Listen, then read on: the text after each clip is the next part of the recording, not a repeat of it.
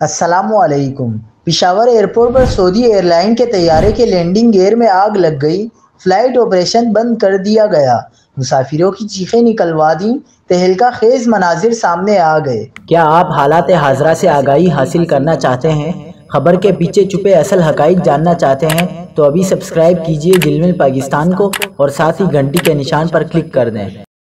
آپ کو بتاتے چلیں کہ پشاور ایئرپورٹ پر سعودی ایئر لائن کے طیارے کے لینڈنگ گیئر میں آگ لگ گئی۔ لینڈنگ کے بعد ایئر ٹریفک کنٹرولر نے بائیں لینڈنگ گیئر میں دھواں اور چنگاریاں دیکھیں اور پائلٹ کو لینڈنگ گیئر سے دھواں اور چنگاری نکلنے سے آگاہ کیا۔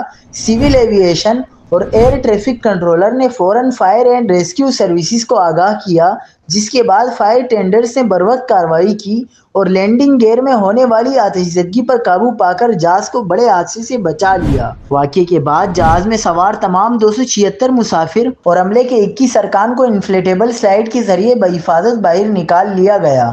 پشاور ایئرپورٹ پر سعودی ایئر لائن کے طیارے میں آتش زدگی کے واقعے کے بعد فلائٹ آپریشن بند کر دیا گیا۔